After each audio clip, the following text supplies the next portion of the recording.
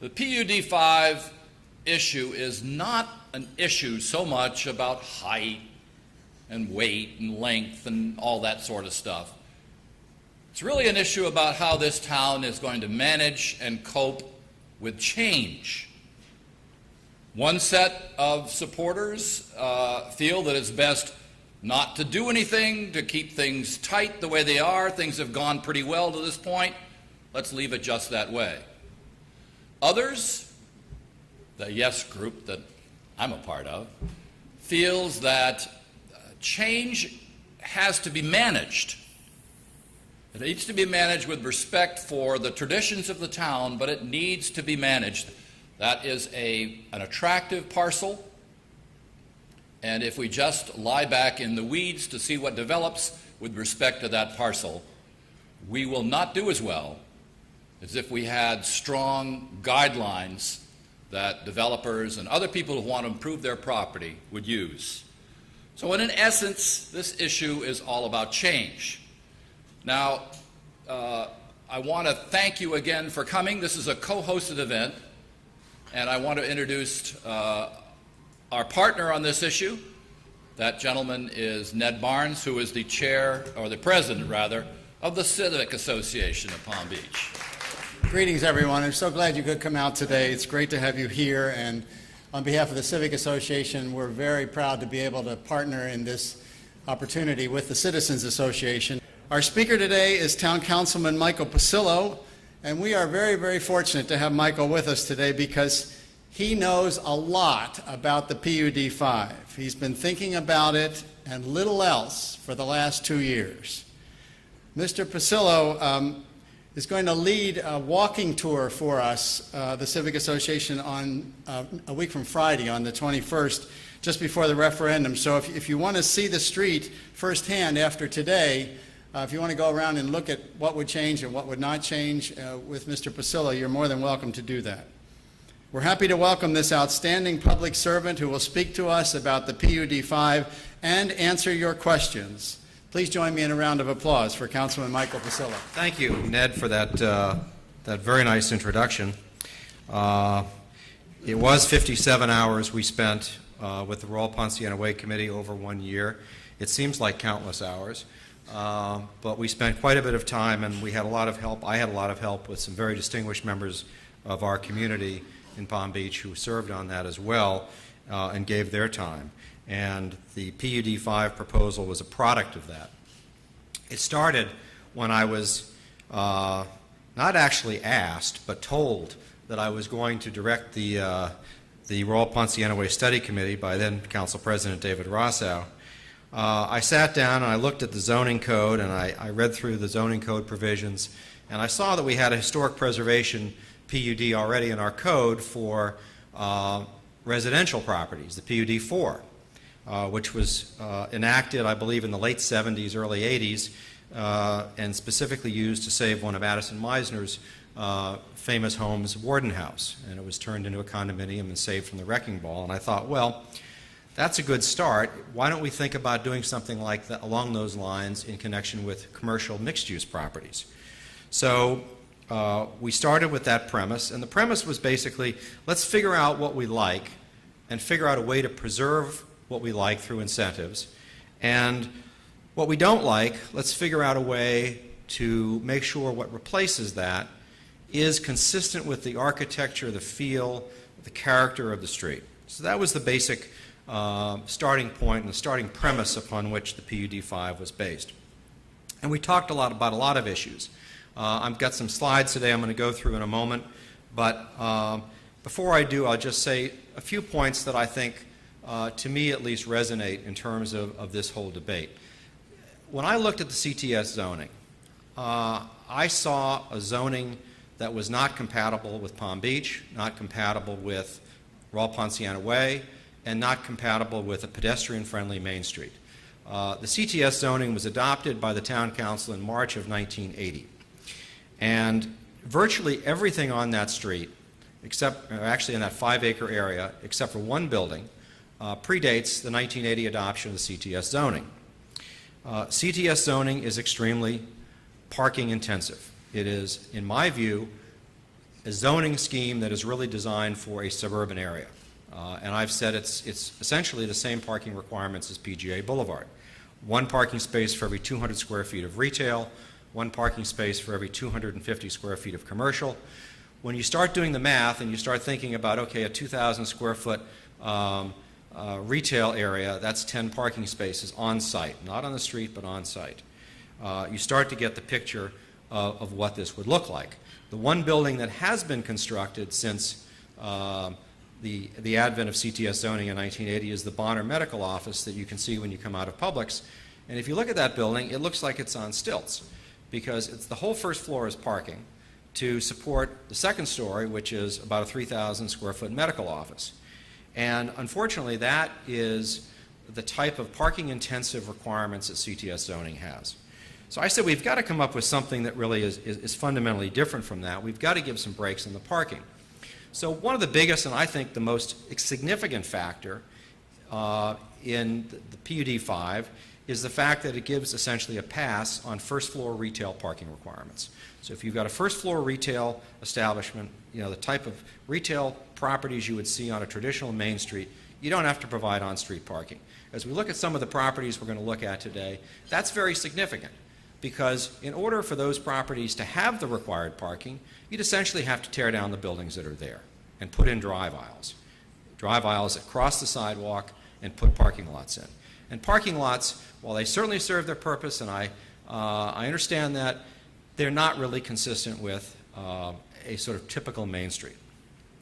So as I see the fundamental issue in this election on the PUD-5 is, what do we want for the future of Royal Poinciana Way and that area that includes Sunset? Do we want a pedestrian-friendly Main Street consistent with what's already there, or do we want eventually to have developed something that will look like a suburban area that could be any place in the country? To me, that's the most significant issue because I believe if the PUD-5 is enacted, it is an option. People don't have to use it, but there are incentives to use it. And hopefully by incentives rather than government dictates, property owners will use the PUD-5 in a way that will preserve the buildings that are worth preserving, tear down the buildings that are not worth preserving, and put in its place something that is consistent with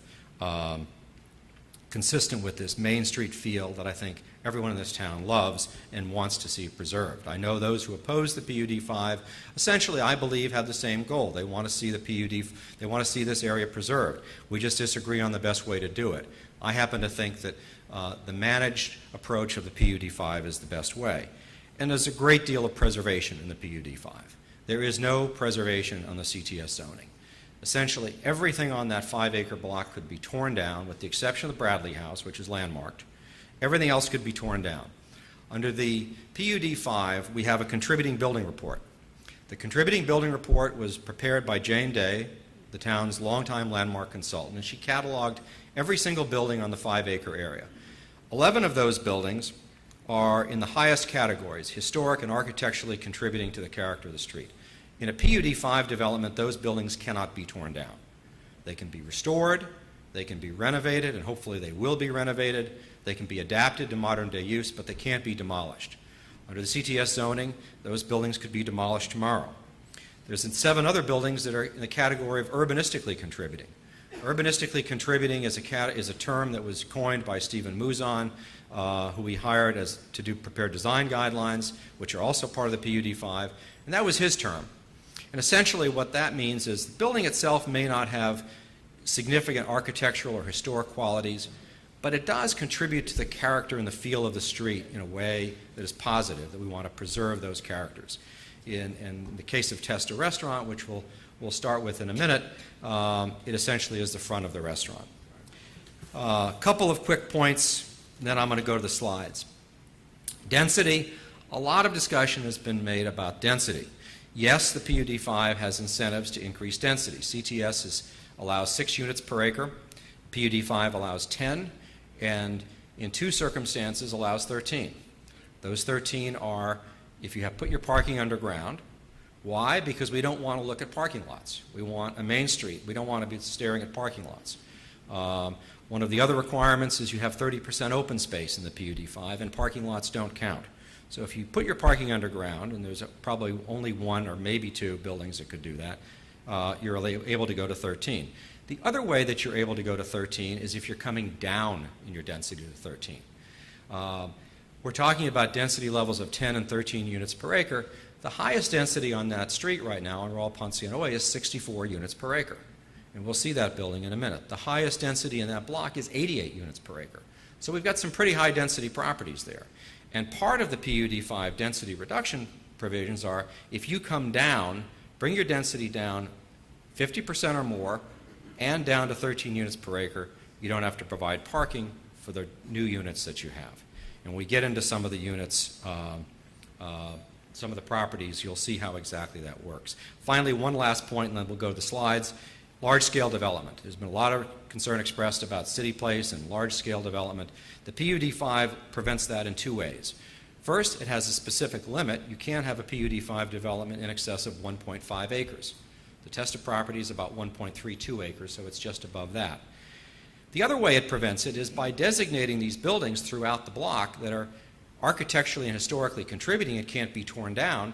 They're scattered throughout the block, and that's a further check on any mass development. CTS has no such protection.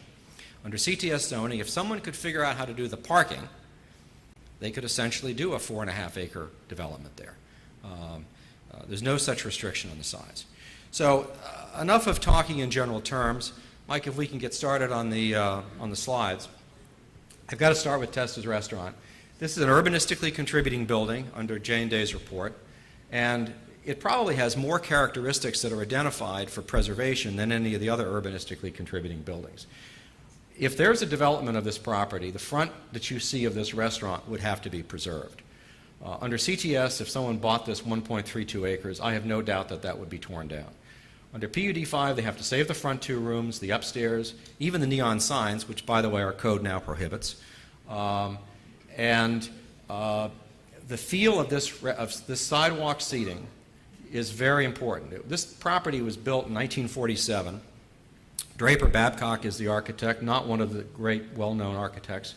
So it's not a great architectural work, but it really contributes to the feel and character of the street. So that front would have to be preserved in any PUD-5 development.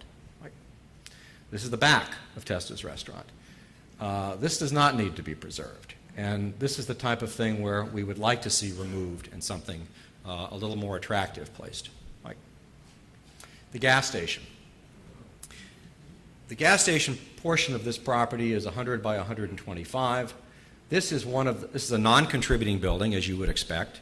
It can and should be torn down, and I suspect will be torn down under PUD-5 or under the CTS zoning. What can go in its place? This is one building which is not contributing, and the non-contributing structures on the street, and there are two of them, we'll get to the other one in a few minutes, can go to 3 stories. They can go to 3 stories, however, the third story can only be 35% lot coverage. Both CTS and PUD-5 have 70% lot coverage. PUD-5 says if you put a third story, which you can in 2 places on Royal Ponciano Way, you have to limit it to 35% lot coverage. CTS, you can get a second story by special exception, which is essentially a given since the burden's on the town to prevent it, and you can get a variance for a third story. So I would submit the height differences are not material. We go on, the next slide is the park. Okay, the next slide is one last thing about Testa's before we go on to this property. I fear that if the Testa property is developed under CTS zoning, a very, very substantial portion of that property is going to be parking lot because they don't have the abatement for first floor retail, they don't have the grandfathered status for the restaurant for parking, and I've calculated you may have to put as many as 130 parking spaces on that street or on that property. All right, this property is an urbanistically contributing property. It's got first floor. It's got a number of architectural details that are highlighted in the contributing building report. It also has 7 residential units on this property, and this is one of the properties that I think is another property that's prime for use in the PUD-5. It's owned by Les Evans, and Les has said that he will develop it under the PUD-5 if it's approved. It's got 7 residential units on a little less than 1/5 of an acre. The density is 38 units per acre. So in order to comply with the density reduction provisions, well, first of all, the first floor retail, whatever he does on first floor retail, he would not have to provide parking. And why is that significant? Well, there are actually 3 residences on the first floor of this property behind those shops. There are 3 little cottages. They're not in the best of condition. And if the gates open there, you can see the gate in the middle. Walk down there and you'll see those properties. In fact, if you come on the tour, you can see them because we go down there. You'll see 3 residences in the back there that are not in the best of shape. Under CTS, if you tried to convert those residences to shops, to retail, have to provide parking. Got to provide parking for new retail. You would not need to provide parking under the PUD-5. With respect to the residences there, if the owner comes from 7 units down to 2 and makes 2 nice residential units, one possibly on the second floor that we see and one possibly on the right side of the building, they would not have to provide parking for those 2 residences. And someone would say, well, gee, you don't have to provide parking for residences. Yes, that's true, but there's 7 residences there now without a lick of parking. So the theory is 2 without parking is a lot better than 7. Let's go on to the next picture. This is, again, the same property, and you can see the far side there. This is a building, has no access to Sunset, this whole 1/5 of an acre. I have no doubt that it would be torn down under CTS zoning because there's simply no way you can get the parking on this property to comply with CTS zoning. So in terms of density, if it's developed under PUD-5, you're going to see 5 less residential units. You're going to see a preservation of the property. And there's actually, if you walk back there, if there's 30% public open space as PUD requires, you could really have a nice courtyard with a lot of nice retail coming in and maybe a couple of condominium apartments on the top, but a very nice retail space. The 30% open space could be easily met there behind the Rapunzel shop. Let's go on. This is another property. This was built in 1945. The architect is Gus Moss. This is the highest density that faces Royal Ponciano Way. There's 8 residential units there. You can see 4 window air conditioners up top, and there's another little building in back. There's a courtyard behind this building, which is really a quite beautiful courtyard. And then there is another little building with 4 more residential units. So there's 8 residential units on 1/8 of an acre, 64 units per acre. And there's an opening in the middle that takes you back there, down to the back courtyard. Well, under PUD-5, all of the retail on the first floor would not have to provide parking. If they put some retail facing the back courtyard, that would also be fine without parking. Some of the residential is on the first floor and the way back. That could be converted to retail without parking.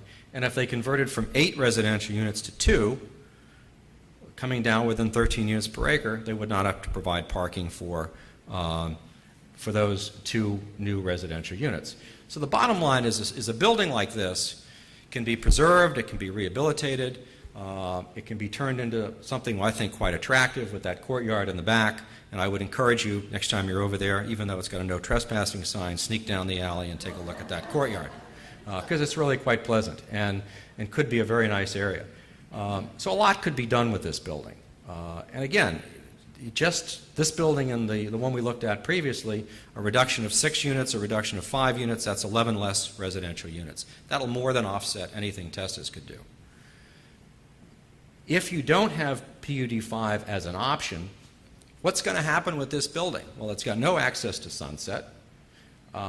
If you're going to put new retail, if you're going to put new residential, you're going to have to put parking, and there's no place to put parking. That building's coming down.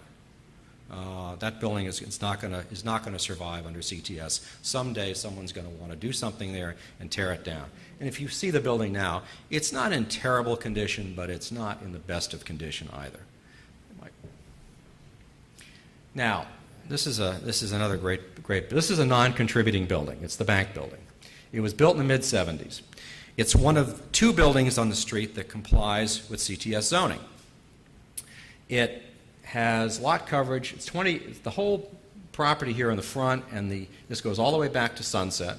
They've got a total of a half an acre here, 20,000 square feet. This building is 2,800 square feet. The way this property maps out is you have 14% lot coverage of the building and 86% parking lot and drive aisles. It's got 15 parking spaces to service this in the back. Mike, we switch to the back. It's got this parking. You notice the lots don't line up. That's the Gus Moss building we looked at. The lots are catty-corner, and for that reason, I think you really could not get underground parking here, in my view, so they'd be limited to the 10 units per acre under PUD-5. But most of this property, 86% of it, is basically a parking lot. And I tell people I think that's the future of that street if we don't come up with something other than CTS zoning. Mike, can we go back to yeah. A word about this. You know, this is not a bad-looking building. It's not in poor repair. It's not an eyesore or anything. But if you look at this building, you think this could be Southern California, Texas, Miami, Boca, or anywhere else. It doesn't have that feel of Royal Ponciano Way. And, you know, it's got 2 drive aisles, so it's got automobiles driving across the sidewalk. Automobiles driving across the sidewalk are about as unpedestrian-friendly as you can get. And that's kind of the future if we don't come up with something else. It's not an eyesore, it's not a bad building, but it just doesn't fit in. And the massive amount of parking. This is a building that was designed for the automobile, not for the pedestrian. I love to point this building out. This is the highest density on the entire 5-acre block. It's architecturally contributing and would have to be preserved. It's also 12 condominiums, so it's going to be preserved no matter what. It's got 12 separate condominiums on 1.35 acres. The density is 88 units per acre. It's an Art Deco style building. It was built in the 1950s. It was owned by a good friend of my mother's for many years. I point this out, one, because it is the highest density at 88 units per acre in the 5-acre area. And the other, it's right adjacent to the bank parking lot. You can see some of the parking spaces there. It's situated in such a way that it further precludes some massive development, because this building under PUD-5 is not going down. It's also got 12 condos, so it's unlikely to go down for that reason as well. But that's further a protection against some massive development that's going. Main Street News, 1919. It's a historically contributing building. It cannot be torn down. It also serves as a buffer and a preclusion of any large development. It also has 4 residential apartments on this second floor. Density level is 60 units per acre. This building is not going anywhere under PUD-5, and I hope it doesn't go anywhere at all, because I think it has a lot of character, whether it's developed under PUD-5 or not. Let me just say in summary, obviously I believe strongly in the PUD-5. I think it's a way that we can see a preservation of our Main Street. It tries to give incentives to preservation. It also tries to give incentives to reduce density as well as increase density. I've said I think at the end of the day the density is going to be about the same either way. A little more, a little less, not materially different. So I think it's a well thought out, well considered concept, and I would hope you would support it. And I'm happy to answer any questions that you may have, and I assume I can just take them from the podium here. The question, for those who didn't hear it, is what are the most cogent arguments against this moving forward? That's a tough one for me to answer, because I don't think there really are any good arguments against it. You know, I suppose that height is one of the arguments that people will say, because you have to get a variance under CTS zoning to get to a 3rd story. You cannot get to you get to a 3rd story on 2 properties on the street. You know, and then Bill Cooley had a picture of 43 feet, which is actually not the height of the top floor, 3rd floor. It's actually the top of the roof. And by the way, under the code normally it would be 45, and we reduced it to 43. You know, we considered a building today at Town Council, a 2-story building with a high-pitch roof on Brazilian Avenue that was 36 feet. I just don't see 43 feet as a significant argument.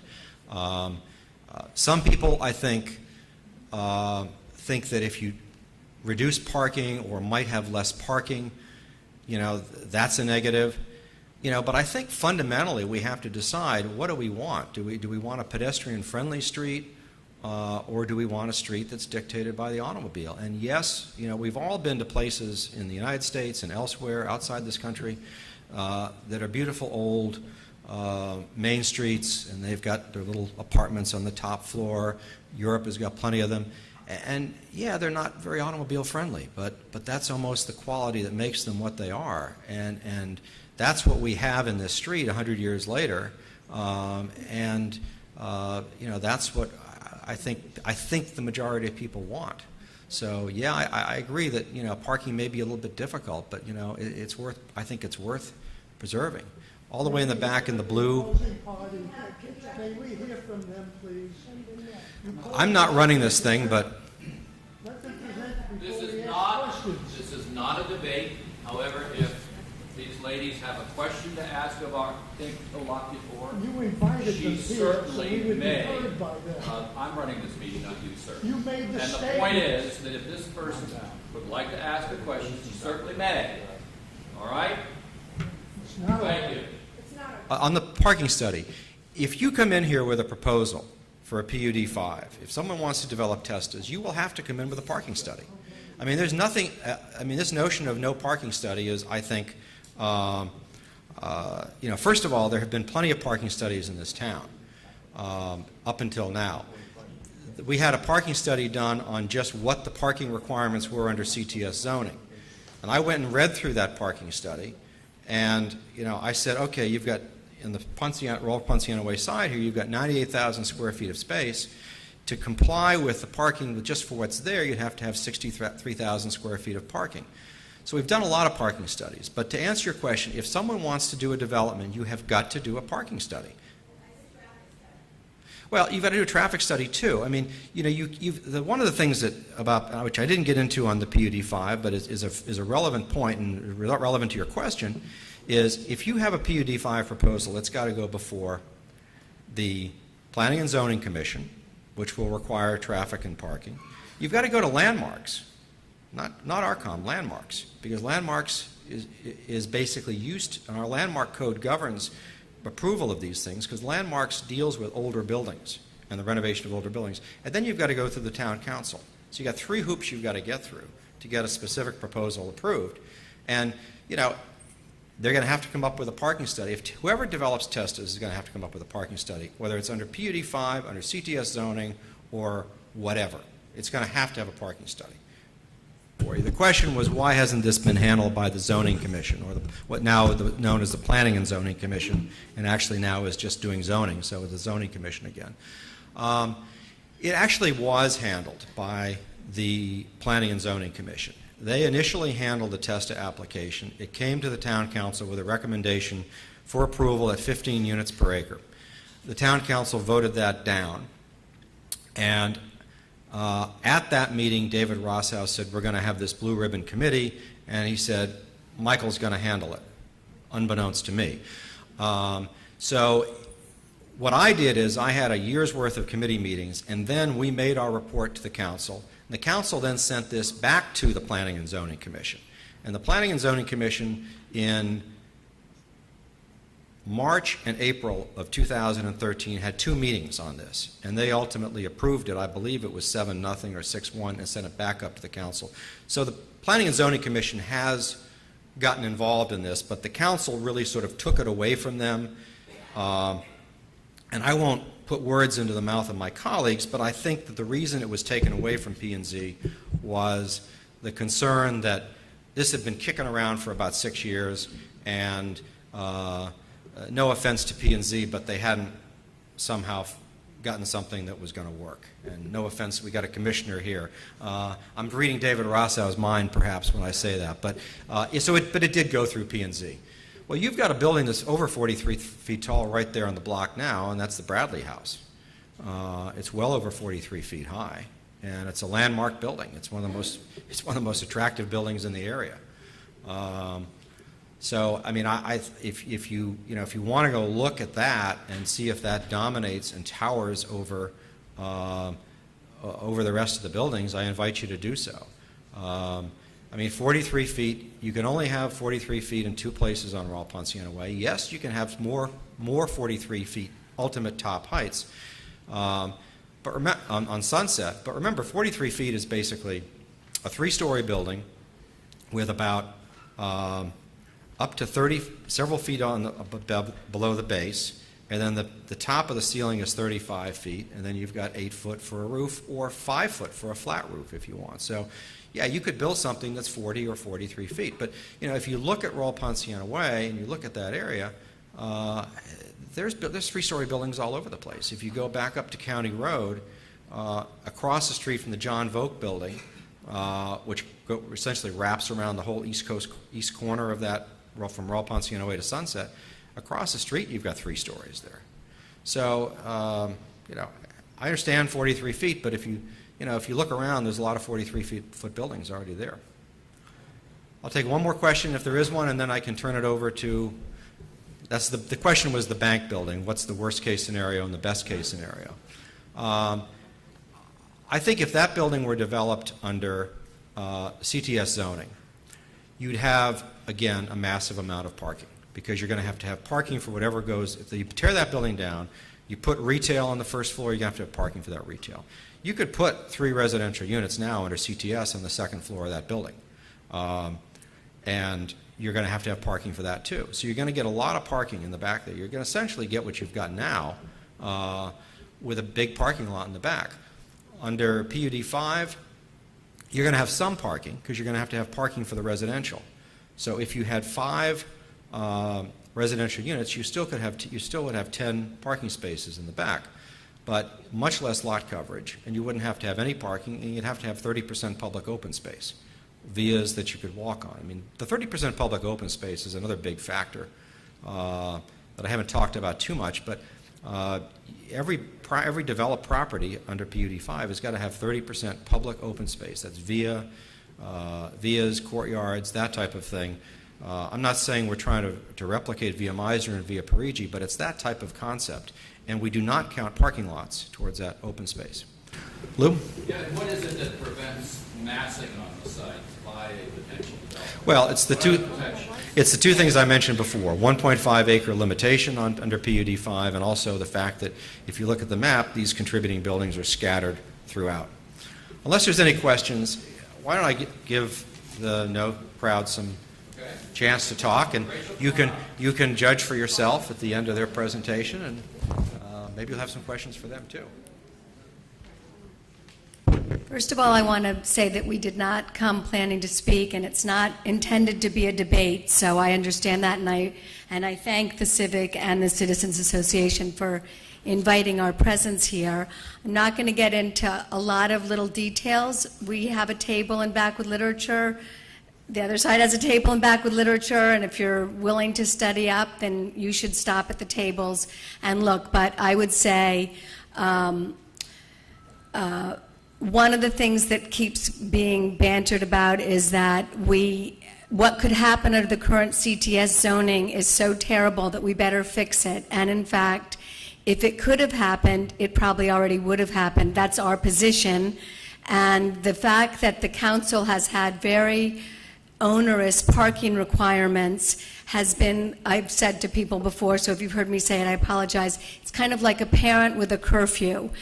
Everyone that wants to do anything has to go in front of the council. And yes, there are a lot of variances granted. And the reason there are a lot of variances granted is that the parking requirements are particularly strict. So the council has always been in the driver's seat and able to say no to the kind of strip mall thing that you're hearing about. Also, it probably wouldn't have been financially doable, so it probably wouldn't happen, this horrible big development that's going to happen.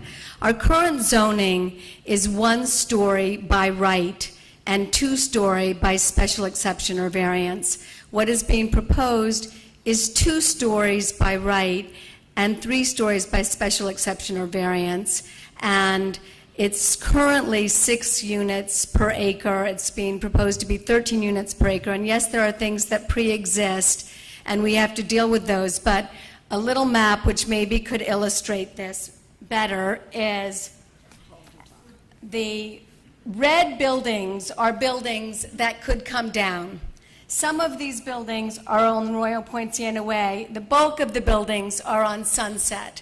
So this other picture here illustrates the height of some of these buildings, and this black line here is 43 feet. There's another poster back there that has 43 feet taken from the flag, the banner on Sunset, and the picture is on Royal Poinciana Way. So that even if you're on Royal Poinciana Way and this stays short, you can see that it will dramatically change the skyline, the amount of blue space. And for those of us who live up in the North End, and maybe also for you, I'm not sure, we feel that this is our main street, and this is what makes Palm Beach qualify as a small town instead of a small city. When you come across Royal Palm Way, which is the middle bridge, it's very elegant. It's a financial district. It's 3 stories, sort of a canyon, and that's fine because it's our financial district. And then we have our upscale shopping on Worth Avenue, and we feel like we'd like this to say small in scale. I do think it was misrepresented because we're not against change. We would like to see it stay small. And I think when you talk to people, the problem that people are most upset about is the gas station. And the gas station could have been fixed while they sorted out their variances with a hedge in front, and we wouldn't be looking at it. I think without getting any further than that, that's kind of our position. It's not that we don't want any change. We'd just like to keep it very, very small scale and keep it a small town. So, Bill, you had a question? Oh, that is important because this whole plan does change the comprehensive plan. And the thing that I didn't say, I'm not going to get into I'm not a lawyer, and I don't want to go into the details because I don't understand all of them. The only thing that I do understand is that the law of this entire country is based on precedent. So whatever we do here, you better be prepared to do it all through town because precedent. I mean, if you do it here, the people who have vacancy on South County will be able to say you did it for them, what about me? And I would sue for that if I were on South County. I mean, there's a lot of money to be made by having this kind of development. Anyway, this is not our meeting. Thank you very much for the time.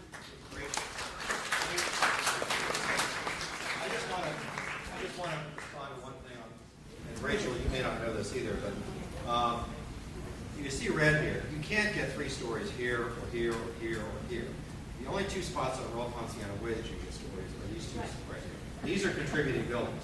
You can back here. In fact, But you cannot here, or here, or here, or here. the green is urbanistically contributing, so the front of those buildings cannot be changed, but behind them can be You changed. cannot have 3 stories here. You cannot have 3 stories on any contributing building, including urbanistically contributing buildings. Even behind? Yes. Now, once you get behind the center line and you get onto Sunset, then you can. But here you cannot have 3 stories. And I know this has been some level. You certainly can't have 3 stories here. You can't really have anything here because you've got no access to parking anywhere. All you can do is put 1 story right here. You can't put 3 stories here. You can't put it here. And if this is part of the same property, you probably could actually put something here. Not only this. One more thing I just want to touch on. Someone asked a question about the comp plan, and I want to just mention that. The comprehensive plan currently allows the maximum density in the town of 13 units per acre. Now, I've shown you all these high-density areas, which are well in excess of the comp plan. One of the first things I said is we will not exceed 13 units per acre no matter what, because that's the comprehensive plan, and I felt it would be inappropriate. In fact, one of the things that P&Z was criticized for was going above 13 units per acre. So I said we're not going to go beyond 13 units per acre.